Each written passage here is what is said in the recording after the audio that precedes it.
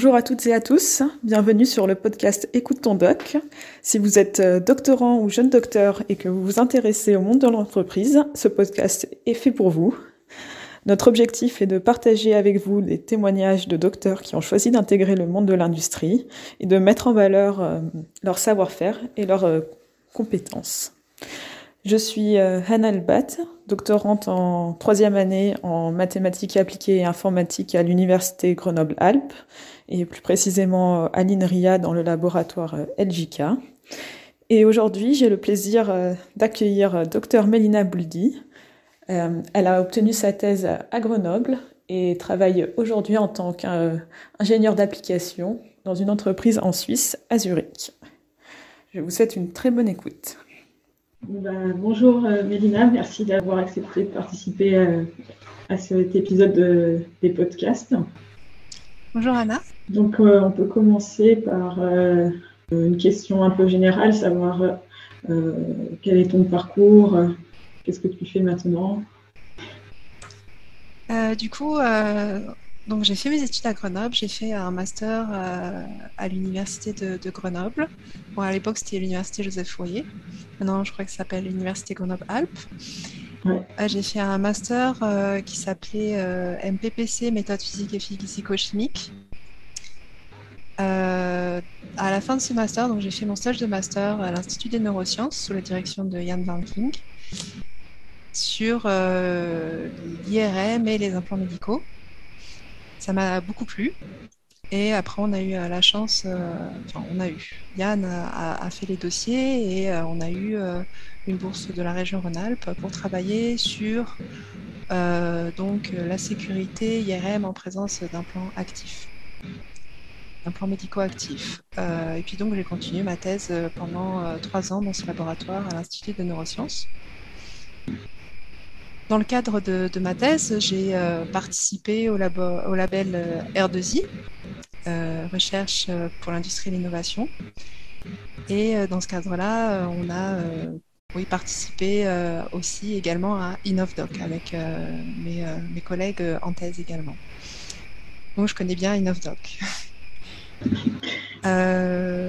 Donc ça a été très intéressant cette aventure InnovDoc, j'ai appris beaucoup en termes de communication, en termes de marketing, en termes aussi de confiance en soi, parce que on doit sortir de notre zone de confort et contacter des industriels pour pouvoir visiter et connaître un peu leur métier et voir comment les thésards s'inscrivent, les thésards, les docteurs peuvent s'inscrire en dehors du parcours académique.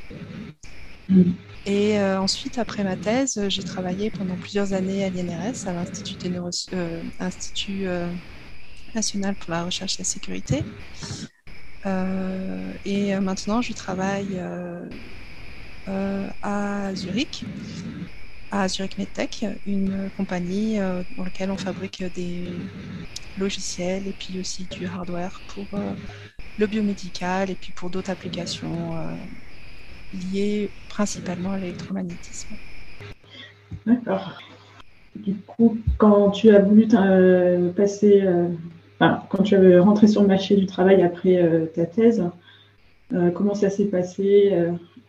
Est-ce que tu as rencontré des difficultés ou alors est-ce que ça s'est bien passé? Je dirais que ça s'est plutôt bien passé de par les activités extra, comme on dit plutôt activités transversales que j'ai pu faire pendant ma thèse en dehors des sciences en fait. Donc c'est vrai que InnovDoc m'a beaucoup servi parce que ça m'a appris aussi à oser postuler, oser contacter en dehors de l'académique. J'ai pas rencontré de difficultés vraiment en soi. Bon voilà, et la recherche du travail, ça peut prendre un peu de temps, il faut faire son CV. Mais là encore, pendant la thèse, on a eu des entraînements pour bien faire notre CV. Donc préparation d'entretien aussi, on a fait des simulations d'entretien pendant la thèse. Donc voilà, j'avais un bon bagage. La recherche d'emploi prend du temps, mais ça m'a pas paru insurmontable. D'accord. Et est-ce que tu dirais que ta thèse a été un plus quand tu as voulu rentrer dans le monde de l'entreprise? Comment tu as pu valoriser ce diplôme en plus? Alors, je trouve que la thèse, ça m'a permis vraiment d'apprendre, d'approfondir un sujet. Ça m'a permis vraiment à comprendre comment gérer un projet en autonomie. Oui. Je l'ai aussi beaucoup valorisé en tant qu'expérience professionnelle. Donc, c'est un diplôme qui est très valorisable, mais aussi c'est une expérience professionnelle de 3 ans, de 4 ans, qu'il faut mettre en avant. C'est-à-dire qu'on a un master plus 3 ans. Et on a une thèse, en fait. Donc, on est docteur également. Donc, c'est quelque chose qu'il faut mettre en parallèle. Ça dépend aussi également ce que tu cibles. Si tu veux travailler dans l'académique, tu mettrais la thèse en avant, la recherche, les publications. Si tu souhaites travailler plus en dehors de l'académie, je dirais que c'est une expérience professionnelle de chargé de projet, de valorisation derrière aussi. Mais donc oui, ça, je pense que la thèse est une plus-value très forte. Oui. Ok. Et du coup, maintenant, dans ton métier actuel, en quoi la thèse, enfin, quelles sont les choses que tu as, les compétences que tu as développées pendant ta thèse qui te servent le plus maintenant dans ton travail actuel? Mes compétences techniques. Donc, je suis vraiment, mon travail est assez en écho avec ce que j'ai pu faire en thèse. Et oui, après tout ce qui est le travail en autonomie, la gestion du temps, la gestion comment on dirait, des deadlines en fait, enfin de ce qu'on doit, voilà, on doit livrer à certains moments, on doit finir à certains moments un projet. Et puis beaucoup de techniques. La technicité derrière, je l'utilise beaucoup encore. Ok, oui. Et du coup, est-ce que tu pourrais décrire un peu plus quel est ton poste, qu'est-ce que tu fais au jour le jour?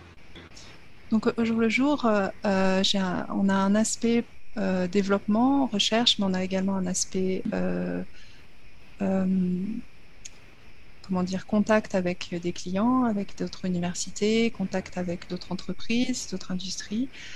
On développe un logiciel en interne, on développe des solutions de mesure, des solutions techniques, et on les propose pour des études, des recherches publiques, mais également des recherches privées. Donc on a un aspect vraiment voilà, soutien technique, support technique, où on aide les gens à utiliser nos outils. Et également, on a une partie recherche, puisque les outils, il faut les développer. Et on a un aspect commercial, bon, même si ce n'est pas le cœur de mon travail, mais quand même, où on a, voilà, on a une certaine responsabilité commerciale derrière, puisqu'on a une société. Voilà. D'accord, oui, donc c'est assez très varié. C'est très polyvalent et oui, et je dirais que c'est très complémentaire. On ne peut pas travailler en dehors, enfin, je pense qu'on ne peut pas travailler en milieu industriel ou en milieu, donc dans une entreprise sans avoir cette complémentarité entre la recherche et puis, c'est ce qu'on dit recherche et développement. Le développement à long terme, il y a un aspect derrière commercial, le plus souvent. Ok, oui. Et est-ce que tu pourrais peut-être élaborer un peu plus sur comment ça se passe en termes d'évolution professionnelle quand on a une thèse dans l'industrie, enfin, après plus particulièrement dans ton domaine? Du coup, ça dépend vraiment de ce que tu aimes faire. Donc, soit d'un côté, tu aimes vraiment gérer un projet, donc définir un cahier des charges, et puis derrière répondre aux différents points des cahiers des charges, et puis faire un livrable derrière pour un nouveau produit ou pour une nouvelle technologie ou pour un client ou ce genre de choses. Donc là, ce sera plutôt un poste de chargé de projet ou chargé de projet, ou comment on pourrait dire responsable d'études ou ce genre de choses. Si tu es plus dans le management, donc là c'est une science aussi, le management, mais avec une thèse derrière, si on s'y intéresse, on peut aussi se former au management. Donc c'est une science, ça peut être aussi un art en fait, c'est quelque chose qu'on peut apprendre de soi-même en ayant des étudiants ou autres. Et donc en management, là derrière, l'évolution, ce sera plus un poste de chef d'équipe ou chef, comment on dirait, team leader ou ce genre de choses. Je pense qu'il y a deux axes, sachant que quand on est plus dans le management, on fera moins de technique. Oui. Et du coup, l'aspect formation tout au long de la carrière, c'est très important. C'est très important. Dès la thèse, en fait. Ouais. Dès la thèse. Je trouve que dès la thèse, le fait qu'on ait la chance de pouvoir faire des activités plus transversales, qui nous sortent un peu le nez de nos manips ou de nos simulations, c'est génial. Parce que ça nous donne un peu quelque chose de plus concret. Ça nous apprend énormément de choses. Moi, j'ai beaucoup apprécié toutes les opportunités que j'ai pu avoir pendant ma thèse. Et je les applique encore, en fait. Ok, oui. Et est-ce que tu continues à pouvoir bénéficier de formation, ou alors c'est plus tu apprends au fur et à mesure, au jour le jour, en fonction de ce que tu fais?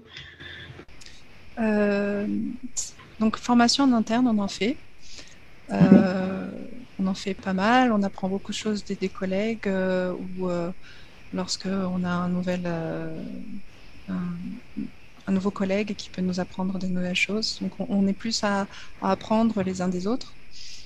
Et aussi, on apprend aussi en autodidacte. C'est quelque chose que, voilà, si on a une nouvelle technologie qui nous intéresse, on va faire nous-mêmes nos recherches à l'état de l'art et puis essayer d'apprendre de nous-mêmes.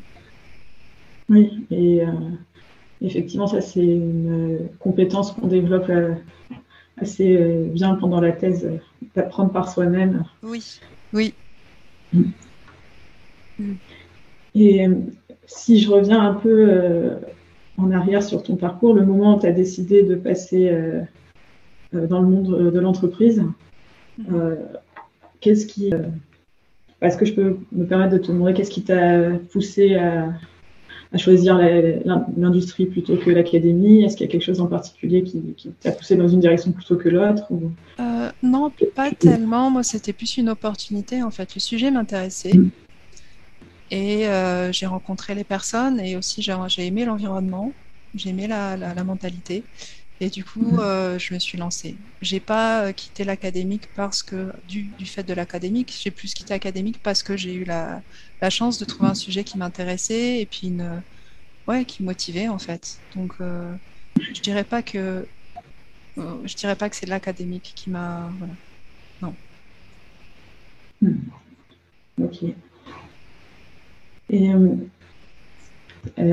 est-ce que tu aurais des conseils en particulier pour des jeunes doctorants qui se posent des questions sur quoi faire après la thèse?